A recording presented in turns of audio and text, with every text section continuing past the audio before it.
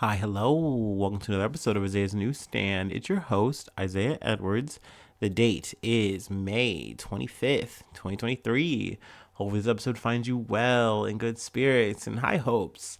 As for me, I'm doing good. I don't know why I made that noise like I was doing bad. I guess I was just kind of really recalling my 24 hours since I left you guys, or I don't know, since the last time I've gotten on. But it's been good. I will say we had a power outage last night, and that was whack as fuck. But hey, it's okay. We prosper. We move on, and luckily, um, you know, power's back on. Let's see. I didn't eat much for the food corner. Sadly, it's same old stuff. Rice and beef bowl, type of thing. If you know, you know. But yeah, I ate. I took my shower, did my dishes, all that kind of stuff, yada, yada, yada. And literally the power just like went out on me. And I was like, damn, like kind of convenient because I just got done showering. Showering? Oh my God, is that my Ohio accent? I think that's the first time I've actually caught myself and like heard it. Showering. Oh no. Infected. Sorry. But yeah, so I hop out the shower and I'm putting on my little night clothes, I guess you could say, the clothes for the evening, and this power's out. I'm like, what? How? And I heard this like loud bang, so I think like the transformer blew or something. Who knows? That being said, immediately shot back to old world. Like, what am I gonna do? And I'm like, okay, I'm gonna chill. I'm gonna get really meditative, maybe. Do some pondering in the living room. Which I gotta say too, since we're just waxing long about myself, the way I live in my apartment, I have a 2 bedroom, right?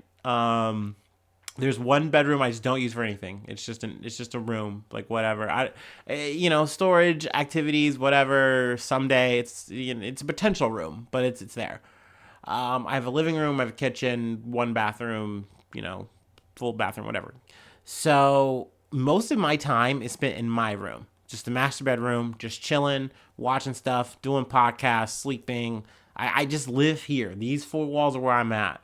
But like, I will go do my kitchen stuff in my kitchen. I'll make my food. And my living room is just for like working out. I have like a couple of furniture pieces that I have a little recliner.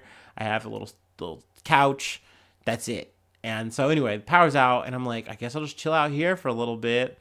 And I have this old candle, and it was like in a glass, container, whatever, and it had melted too low, and I couldn't reach it with a Bic lighter. And I'm like, I need one of those stupid ass torch lighters. Fuck.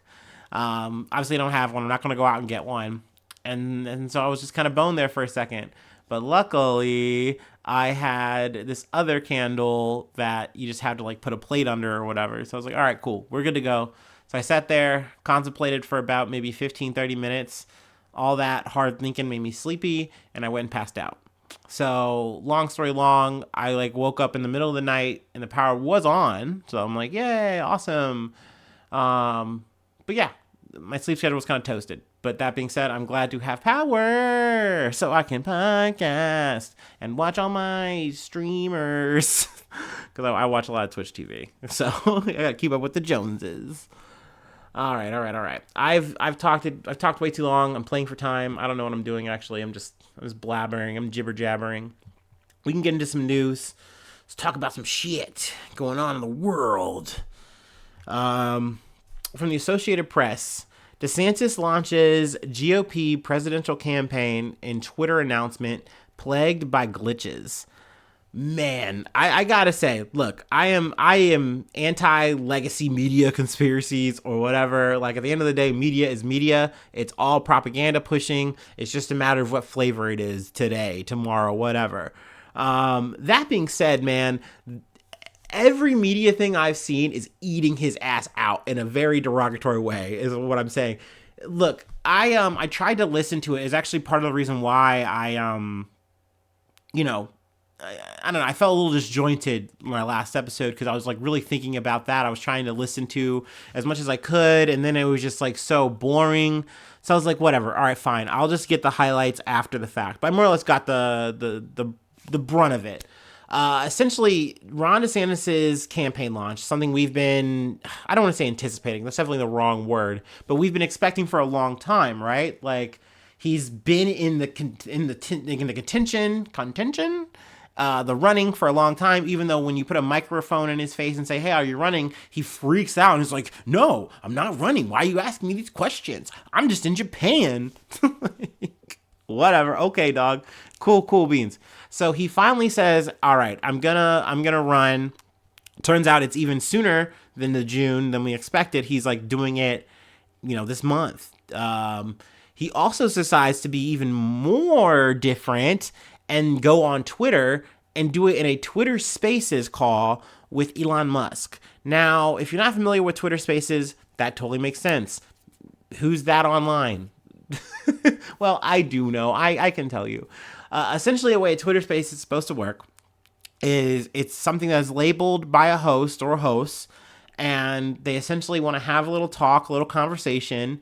And, if you go into said Twitter Space, you'll see their heads, like, little, what's the profile pictures, whatever, talking. And then if they allow you to, they can allow and permit you to talk in the space. That's generally how a normal Twitter Space works.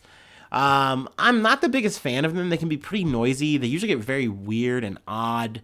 But I mean, it's something you can do. Granted, it is a beta tested thing. It's not necessarily like super great in my opinion or fully fleshed out. And the beta testing part is definitely like something that Twitter staffers would say, or at least ex-Twitter staffers. So they weren't confident in this product in the first place, but it's something that they have. It's a feature, so it's being used. I don't know why Elon Musk thought this was just going to be such a cracker jackass idea to have Ron DeSantis do his announcement this way. They were saying like, hey, this is going to be like a really organic thing. It's going to be live. People are going to ask questions, but really it wasn't like, it was a scripted thing. Essentially, he actually did have a campaign video, which he should have just stuck with that. It was literally normal stock. Granted, I mean, you could judge that, however you want, but I'm not here to judge every single fucking campaign video. Who gives a shit? The idea was, though, it was supposed to kind of pair with this Twitter Spaces thing, and he goes through his whole thing, his whole spiel, and, he wants to make America Florida again. That's more or less his statement. And I mean, that fits the jargon, right? I mean, he's been doing culture war. I cannot count the amount of times this man has said woke. Like he's so scared of woke. He's the enemy of woke. It's him versus the woke mob. Woke. So he's pushing all these, points along. And then, the moderator, Elon Musk, they talk, they say their pieces, and also they bring in other people. And that's where I kind of tuned out on this shit, because I'm like, this shit is blah, it's boring. But I will say the things about the glitches. Like, I was watching someone stream it, and then I tried to watch it, and because I didn't get on there initially, I couldn't find it. It was not available to me. So I was like, what? So essentially, it had crashed, like, I think at least 2 times. So literally, it was not smooth. It was very rickety. And then you get in this space call, and it doesn't feel right. It doesn't feel organic. It just feels like these people are talking at each other. It didn't look good. And there's nothing to look at. And I know that's a lot saying me. I'm a dude who does an audio medium. But guess what? I'm a podcaster, not a president candidate. You know what I mean? Not a potential presidential candidate. You know what I mean? Like, it's different. Plus, I don't have a super PAC backing me. Best believe you'd be catching my ass on YouTube in a suit with at least a GoPro. Like, what the fuck? Like, so it was weird that he chose to make this move, DeSantis. Obviously it was hubris on Elon Musk's part to say, oh, we can totally handle this. And they try to rub it off like, oh, we actually broke the internet. Like, no, dude, your servers couldn't handle this load. And they were touting this as such a big success. I think like they said over 100,000 people tuned in. And it's like, okay, but like there are literally like celebrities who hop on a YouTube thing and it's literally just like a Zoom call or something, or it's just them doing like a hey, how's it going? And they literally pull more people. Like they pull millions of people. So I don't think this was the win that they're really trying to tout it out as. But like I said, any media source I've seen, they're like, yeah, it was plagued with glitches. It was bad. Everyone hated it. It sucked. Tomato, tomato, tomato. If it was me running this fucking campaign, I would just be like, let's just bite the bullet. Let's just do a standard thing on Fox News. Let's just fucking say hi. We're running for president. You know, Florida's awesome. I hate Mickey. You know, and keep it a stack. This being trendy shit to like do what? Like now is not the time to try to be moderate, appeal to moderates. Like, you know what I mean? You need to get as much as the Trump base as you can, right? So I mean, naturally, even Trump hopped up and he talked shit. Hell, Biden even talked shit. He's like, actually, if you want to try a link that works, here you go. You can donate to the fucking Biden Harris fucking campaign. I mean, it's bad when an 80 fucking year old is eating your ass, bro. That's bad, dude. That's no good. That's embarrassing. Also, fun fact, Ron DeSantis is 44 years old, which makes him a Gen Xer. And I'm like, you know what? This dude does have a lot of Gen Xer energy. This is if a Gen Xer went to a fucking Ivy League school and was like, all right, I know my fucking plan is to fucking get this political capital. Let's fucking go. And he took his nerdy ass around the bend, did his fucking, he's doing his hours, and he thinks now is my time. You know what I mean? I'm going to be him. And the only problem is, man, you got to get past fucking Donald Trump.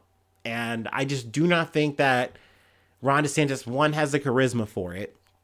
I think, two, the culture war shit's going to bite him in the ass because it just makes you look so far right. So when you try to settle yourself back in to like appeal to people, it just doesn't work. Like people go, no, you're the guy who hates Disney. You're the guy who made the Don't Say Gay bill. Like you are this way and this is what you want to do. You've literally ran a whole campaign on it. So I just don't think it's going to appeal to people in the long run. And I'm talking by like Republican means. I just don't think it's really going to work. I think literally Donald Trump would have to die. I think he could win in prison. Like, not that this is actually going to line up in a way that's that bad. I think even with the indictments pending, it's looking like somewhere around, I think like March or something. So it will be like affecting his campaign, no doubt. But like, he's not going to be behind bars or anything like that. Like, shit's just going to get started, really. And even if he was, I still would pick him. I still think he still has the vote.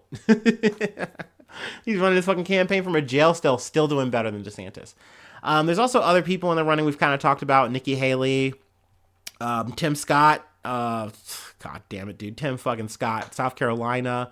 Asa Hutchinson, Vivek Ramaswamy. I'm sure there may be a couple other people who might hop out the woodwork. All a bunch of zeros. All a bunch of duds. Not gonna make it. This is a 2-dog fucking race. We all know it. And Trump's ahead by a fucking long ass margin. Once we saw Trump literally get indicted, literally get called, a sex abuser, from the whole Jean Carroll situation, like, and keep momentum, not just keep momentum, build momentum. Like, DeSantis has just been waning by comparison, you know what I mean? Or whatever the fuck. He's just shrinking, diminishing, whatever the fucking word is, So I think it's over for him before it even started. I was thinking the other night, I'm like, man, maybe there's like an end game here. Like, maybe there's something beyond that we're not seeing, and that's what he's playing to. And I don't think so, man. I think this is a guy who just eats pudding with his fucking fingers, and, he lives year to year. And I think he just had the juice, and I think he thought, oh, it's time to squeeze. But it's just not enough, man. You just don't really have it. Like, you're the king of Florida. Congratulations.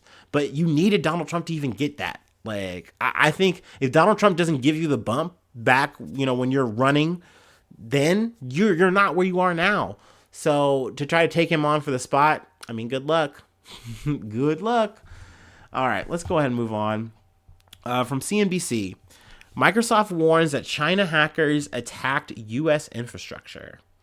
You know I love hacking stories. Microsoft warned Wednesday that Chinese state-sponsored hackers had compromised critical U.S. infrastructure across numerous industries with a focus on gathering intelligence. This Chinese hacking group, has a dope ass fucking name, Volt Typhoon.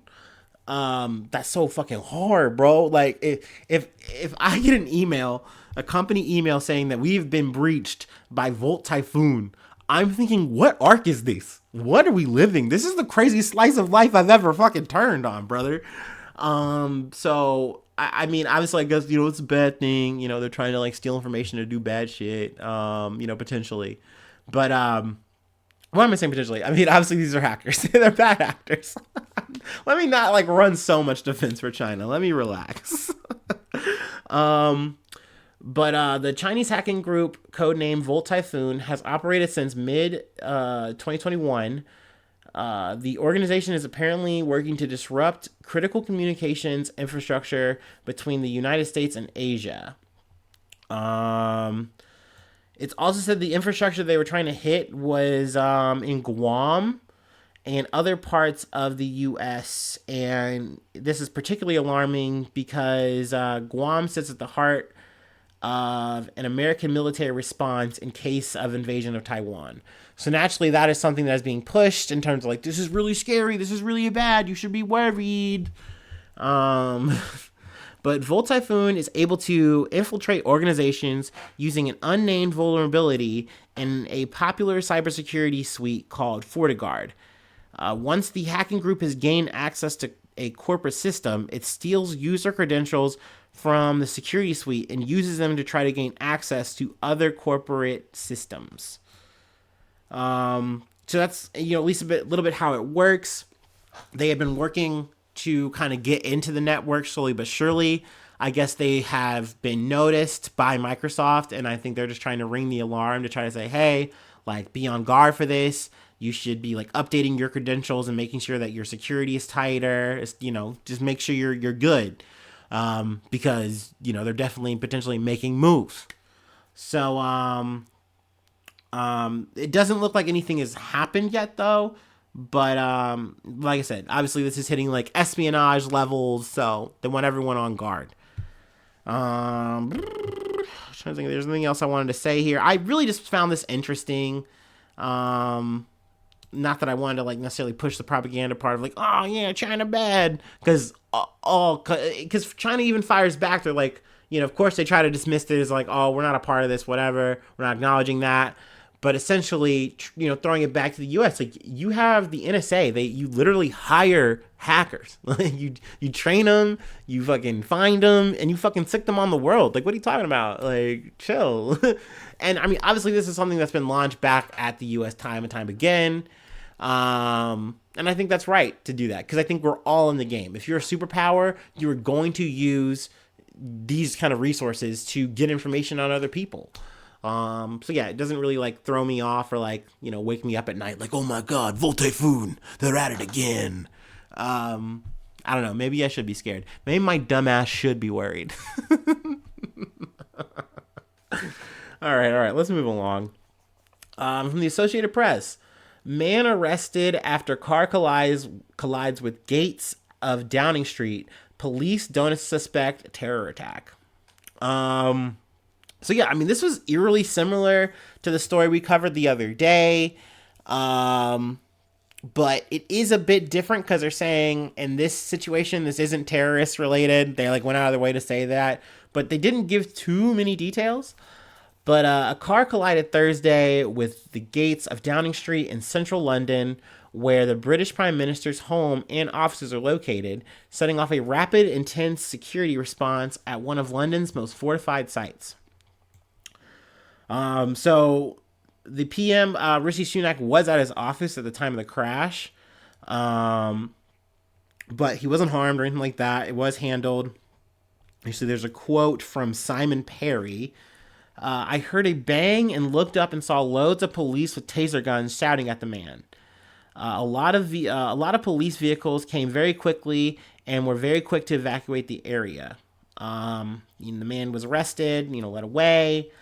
I don't have the name of the man here or any of the reasons for like what caused this whole situation. So I'm only left to speculate. Like maybe it was a car issue, maybe this guy was drunk, or maybe they, hate to get conspiratorial, but maybe they're just trying to cover that shit up. Who knows? Well, obviously we'll see if any more information trickles out.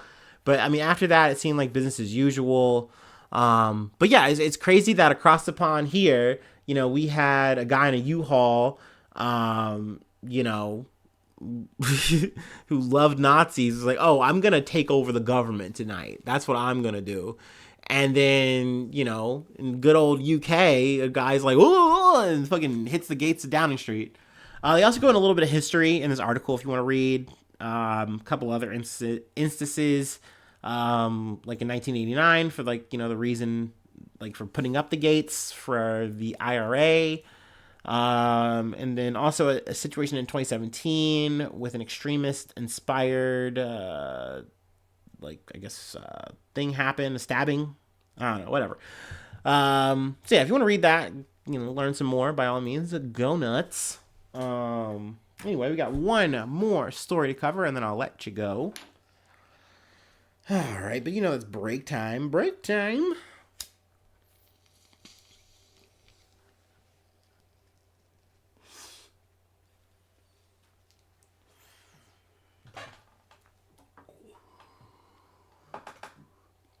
Oh boy.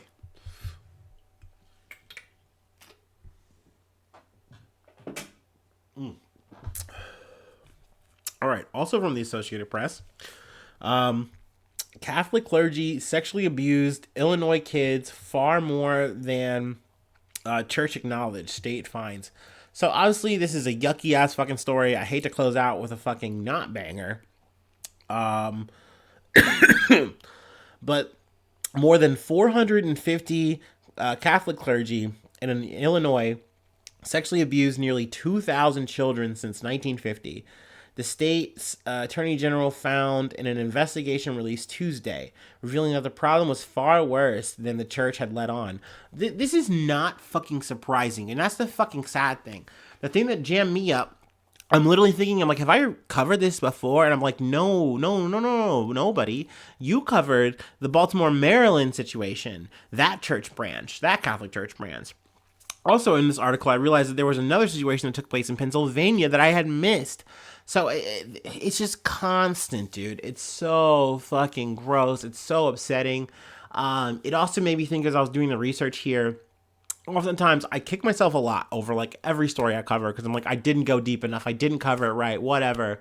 But the Pope Benedict thing, one of the things I really feel like I didn't do enough is I didn't like shit kick that motherfucker enough, verbally, whatever. You know what I mean? Like I should have been pissing on this motherfucker's grave. Like there was shit that he was like actually overseeing and like knowing that these people were sex abusers, sex offenders, whatever, and just aiding and abetting the behavior. And it's like this guy got to like go out on top, like, oh, I'm so sick. Oh, I'm actually gonna retire alive, living legend, crazy, and then die, and then get the Catholic Pope treatment. Like, no, man, y'all should have motherfucking boxed his ass out and threw his ass in the fucking like River Thames. I don't fucking know, or threw his ass out in the Vatican. Whatever, fuck that shit. Ew, gross. Anyway, back to the story at hand. Attorney General Kwame Raoul said at a news conference that investigators found more than 451 Catholic clergy abused 1,997 children in Illinois from 1950 to 2019. So it's not like this is some faraway thing. Sadly, too, a lot of these cases have expired. So essentially, the closure that you're getting is just like, hey, we're naming your abuser. If you would like to have your name on the record, you can, if you'd like, to have like a testimony or like a statement, like it's to that effect. But it's just for the record. But some people, in the later cases, you definitely, can have a chance at justice. So that's good. But it's just so sad that in like a lot of these cases, the shit was being recorded not reported, fought over, and then if it was exposed and brought to light, sometimes these people were still just allowed to keep their job somehow, which is so crazy to me. It's so insane. A part I do want to read here, it is about long, but I just want to get into it. Father Daniel McCormick, who was a subject of more than 100 abuse claims in the decades before his 2006 arrest for abusing 5 boys in Chicago. He pleaded guilty and was sentenced to 5 years in prison. Even after McCormick's first arrest in 2005 for sexual abuse, the Chicago Archdiocese did not remove him from the ministry since those charges were dropped for lack of evidence, from a report. Or the report says, an Archdiocese Review Board recommended McCormick's removal that year, but then Cardinal Francis George declined. And they just, okay, so he's back. According to the report, the mother of one of McCormick's victims later said, if Cardinal George had done the right thing, those other boys would not have been molested. Instead, he opened the door for McCormick to take advantage of other black children. Many accounts contained in the report have remained private for decades. It includes the account of Bob Cochran, who reported that Father Thomas Consending,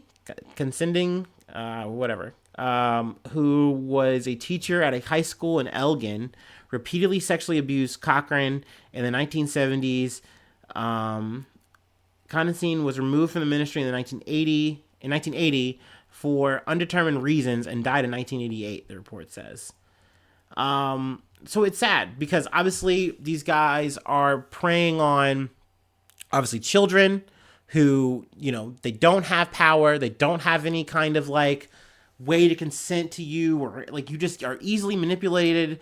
And then also I feel like it's a double to just be like, you are also preying on, specifically black children, Latino children, So it's even harder in that situation to get your voice out, to be heard. And I just feel like just the level of targeting is just evil. But then just the lack of admonishment, the lack of punishment, like not only were these people allowed to be in the church, they were allowed to keep their positions. You know what I mean? To just continue to get away with it is insane. It's wild as hell. I don't know, man. There's obviously more here that you can get into. There's more numbers and all that kind of shit. But it's not the kind of podcast. I just want to do some commentary and then I'm dipping. But this shit is crazy. Obviously, my heart goes out to the victims. Like you shouldn't have to go through that kind of shit. Having a religion is an important thing. Like I don't want to come off as I'm anti-religion. Like no. Like at the end of the day, I can respect that shit. I can, by all means. But the fact that people use a position of power like that and they abuse it and they abuse the people in the own flock, your own organization, it's the worst kind of worst to me. It gives me the fucking super ick. But yeah, that's all we got. That's the end of the episode. If you'd like to support the podcast, I do have a Patreon, patreon.com/Isaiah News. $5 a month gets you access to bonus content. I do an extra episode every week. Also, get a hot link to the Discord. That is free. Just hit me up for that. Also, you become a newsie. Newsies get a shout out once a month. I say your name on the podcast if you'd like. And then I also plug a project or thing you're doing. Also, feel free to share news with me. I love that. Love my newsies. Share me some news. You can do that for the free. I do have a Facebook. I have a Twitter. I have an Instagram, YouTube, a Gmail, IsaiahNews1@gmail.com. All ways to comment, DM, whatever. You hit the subscribe button, all that kind of stuff. But anyway, yeah, feel free to show me some news. I love that shit. Who knows? I might even put it on the podcast. Say your name if you want that way. Hey, either way. But yeah, that's all I got. Thank you so much for tuning in. Thank you so much for being a friend. And hopefully I see you soon for some more good news. I love ya. Bye-bye. Mwah.